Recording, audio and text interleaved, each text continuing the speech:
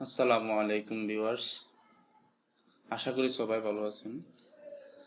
আজকে একটা অত্যন্ত জরুরি একটা টিউটোরিয়াল নিয়ে আসছি আপনাদের সামনে। কারণ হচ্ছে যে আমরা বিভিন্নভাবে হ্যাসেল ক্রিয়েট করছি বা আমরা বিভিন্নভাবে সমস্যায় পড়ছি।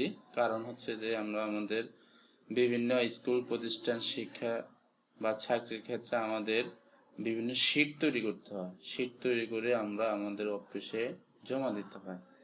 তো আপনার শিক্ষা প্রতিষ্ঠানে হোক, রুটিন বা যে কোনো অ্যানাউন্সমেন্ট আমরা দেখতে পাই এই শীটের মাধ্যমে। তো আমরা এই শীট তৈরি করতে আমাদের প্রয়োজন পড়ে এমএস ওয়ার্ড বা মাইক্রোসফট ওয়ার্ড।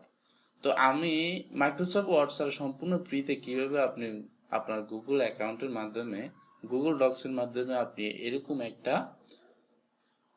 শীট তৈরি করতে পারবেন। আপনার এমএস ওয়ার্ড ইনস্টল করার প্রয়োজন হবে না, বা আপনার এমএস ওয়ার্ড ডাউনলোড করতে অনেক ঝামেলা পোহাচ্ছেন। তো এইসব ক্ষেত্রে থেকে আপনি এইগুলো থেকে বিরত থাকতে আপনি এখান থেকে আপনি সেগুলো তৈরি করতে পারবেন। আপনার যে কোনো রুটিন হোক, যে কোনো অ্যানাউন্সমেন্ট হোক, বা যে কোনো নোটিশই হোক, এখান থেকে তৈরি করতে পারবেন। তো দেখুন আজকে কিভাবে আমরা এই সম্পূর্ণ শীটটি তৈরি করব, বা সম্পূর্ণ শীটটি আমরা কিভাবে তৈরি করব কলাম অনুযায়ী, সবগুলো আজকে এই টিউটোরিয়ালে দেখব। চলুন আমরা কিভাবে কাজ করবো সেটাই দেখব। তা আপনি এখানে গুগলে আসবেন, গুগলে এসে আপনি একটি শীট নেবেন। আপনার গুগল অ্যাপসে এসে আপনি এখানে আসবেন, স্ক্রলিং করার পরে এখানে ডক্স অপশনটি আছে, সেই ডক্স অপশনটি আসবেন। আসার পরে এখানে ব্ল্যাঙ্ক অপশনটি আছে, সেই ব্ল্যাঙ্ক অপশনটি ক্লিক করবেন। ক্লিক করার পরে আপনি যদি চান যে এটা লিগ্যাল সাইজে রাখবেন তো লিগ্যাল সাইজে রাখতে পারবেন। আপনি যদি চান এটা আপনার A4 সাইজে রাখবেন তাহলে আপনি A4 সাইজে লিখতে হলে আপনি এখানে আসবেন, ফাইল থেকে পেজ সেটআপে আসবেন। পেজ সেটআপে এসে আপনি লেটার সাইজ অথবা লিগ্যাল সাইজ যে কোনো একটি সাইজে রাখতে পারবেন। আমি যেহেতু লিগ্যাল সাইজ চাচ্ছি তো লেটার সাইজ রেখে আমি আজকে ইয়াটি পেজটি ক্রিয়েট করব, গুগল শিটটি ক্রিয়েট করব। দেখেন আমার টিউটোরিয়ালটি যেহেতু লং যেহেতু না হয়, সেজন্য আমি এগুলো কপি করে এনে বসিয়ে দেবো। জাস্ট আপনাকে দেখিয়ে দিচ্ছি আপনি কিভাবে তৈরি করবেন। তো আমাদের প্রথমত একটি হেডিং লাগবে। যে কোনো একটি শিটের বা রুটিনের আমাদের একটি হেডিং প্রয়োজন হয়। তো আমি জাস্ট আমার এই হেডিংটা আমি আগে ক্রিয়েট করে রাখছি, জাস্ট আমি এখানে কপি করে এখানে বসিয়ে দিচ্ছি। তা আপনি লেখাগুলো কিভাবে মধ্যখানে আসবেন দেখেন, আমি এখানে লেখাগুলো এখানে সিলেক্ট করলাম। সিলেক্ট করে যদি আমি লেফট অ্যালাইন করে রাখলে আমার লেফট অ্যালাইন কিন্তু হচ্ছে যে আমার পেজের প্রথম থেকে চলে আসবে, মার্জিনের পর থেকে শুরু হবে। আমি যেহেতু এটা মিডলে রাখতে চাচ্ছি, মিডলে রাখবো, সেন্টার অ্যালাইন রাখবো। তো আপনি এইভাবে অ্যালাইনমেন্টগুলো ঠিক করে রাখতে পারবেন। তো আপনি কিভাবে ফন্টগুলো বোল্ড করবেন, ধরে নেন আপনি ফন্টটা সিলেক্ট করুন। সিলেক্ট করার পরে এই যে বি অপশনটি আছে, বি অপশনটি যদি আমি ক্লিক করি তাহলে এটা বোল্ড হবে না। আমি যদি আবার সিলেক্ট করে বোল্ড অপশন ক্লিক করি তাহলে আমার লেখাটি বোল্ড হয়ে যাচ্ছে। তো এইভাবে আপনি লেখাগুলো বোল্ড করতে পারবেন। চলুন আমরা কিভাবে এই টেবিলগুলো ক্রিয়েট করব, এই কলাম অ্যান্ড টেবিলগুলো রোগুলো কিভাবে ক্রিয়েট করবো সেই নিয়মটি দেখব। তো প্রথমত আপনারা এখানে দেখেন আপনার কয়টি কলাম আছে, দেখেন কয়টি, একটি, দুইটি, তিনটি, চারটি, পাঁচটি, ছয়টি, সাতটি। আমার 7টি কলাম আছে। আর নিচে রো কয়টি আছে, রো আছে আমার সর্বমোট 15টি। তো আমি এখানে দেখাচ্ছি যে টেবিলটি কিভাবে ক্রিয়েট করবেন। আমার যেহেতু রো আছে 15টি, কলাম আছে 7টি, আমি সেই অপশনটি দেখবো। এখানে ইনসার্টে যাবেন। ইনসার্টে যাওয়ার পরে দেখবেন যে টেবিল অপশন, এই টেবিল অপশনে এসে আপনি দেখবেন যে এখানে টেবিল অপশনে এসে দেখবেন যে আপনার আমার কতগুলো রো ছিল, 15টি। আমি 15টি রো নিচ্ছি। দেখেন 2 ইন্টু 15। তা আমি যেহেতু কলাম যেহেতু হচ্ছে যে আমার 7টি, তাহলে আমি এখান থেকে লেফট মানে রাইটে আমি যাব। রাইটে আমি যাচ্ছি, মাউসটার হোভার দেখছেন ঘুরতেছে, আমি রাইটে যাচ্ছি। টোটাল 7টি নিব। 7টি নেওয়ার পর দেখেন আমার টোটাল রো আসছে 15টি এবং কলাম আসছে 7টি। তার মানে হচ্ছে যে আমি এখানে সবগুলো কলাম অনুযায়ী আমি নিয়েছি। এখন আপনি এইভাবে কিভাবে স্পেসগুলো বড় করবেন বা ঘরগুলো কিভাবে বড় করবেন সে নিয়মটি দেখাবো। তা আপনি যেহেতু এখানে ক্রমিক নাম্বার বসবে, সেহেতু আমি ক্রমিক নাম্বার সংখ্যার জন্য আমি জাস্ট একটুকু রাখলাম স্পেস।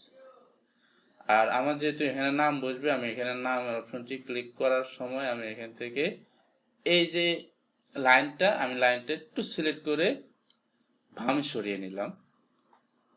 আপনি এখানে যেহেতু এখানে পিতার নাম বসবে, এখানে পিতার নামটি আপনি ড্র করে নেবেন। তো আমি এখানে আপনি এগুলো টেবিল নেওয়ার পর আপনি কাজগুলো করতে পারবেন। তো দেখেন আমি এখানে আমার ওই আগের টেবিলটি এনে আমি এখানে দেখিয়ে দিচ্ছি আপনি নামগুলো কিভাবে আপনি কাজ করবেন।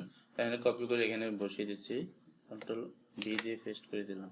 এখন দেখেন এখানে ক্রম নাম্বার, নাম, পিতা, গ্রাম, পদবি, মোবাইল, স্বাক্ষর প্রত্যেকগুলো কিন্তু স্পেস ভাবে বসিয়ে দিচ্ছি। কোনো জায়গায় কিন্তু স্পেসটা বেশি আছে বা কম আছে কোনো কিছু নেই।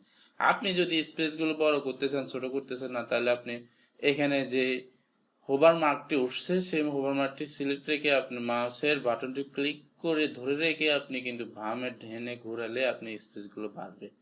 তো আপনি যদি চান যে আপনার পদবি বা পদবি যে অপশন ঘরটি আপনি ছোট করতে চাচ্ছেন, আপনি এখান থেকে আপনি হোভার অপশনটি আসবে, আসার পর আপনি এখানে ক্লিক করলে দেখবেন আপনার হোভার অপশন চট হয়ে যাচ্ছে। তার মানে হচ্ছে যে আপনার এটা কিন্তু সুন্দর দেখাচ্ছে না।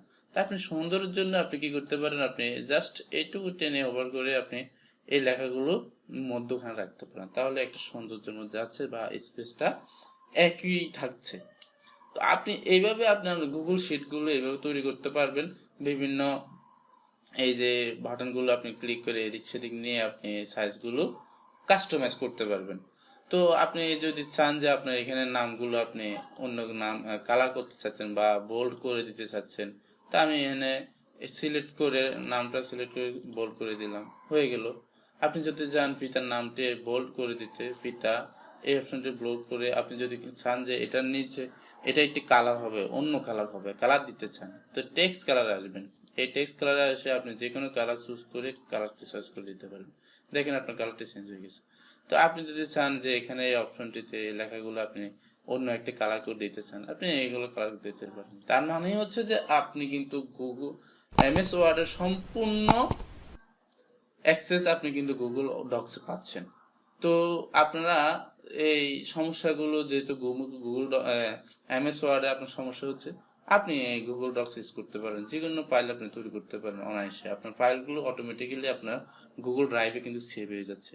আপনার ফাইলগুলো যদি ইলেকট্রিসিটি চলে যায় তাহলে কিন্তু আপনার সমস্যা হচ্ছে না, আপনার ফাইলগুলো থেকেই যাচ্ছে। আর যতটুকু কাজ করবেন ততটুকু থেকে যাবে। তা আশা করি বুঝতেই পারছেন। তো আমি আরো ভিডিও নিয়ে আসবো গুগল ডক্স এর অসাধারণ অসাধারণ ভিডিও। তো অবশ্যই সাথে থাকবেন, সাবস্ক্রাইব করবেন এবং শেয়ার করবেন, এবং আপনার মাধ্যমে অন্যজন উপকৃত হবে, সেটাই আমি আশা করি। তো আসলে এইটুকুই আজকে। ধন্যবাদ সবাইকে। আসসালামু আলাইকুম রহমতুল্লাহ।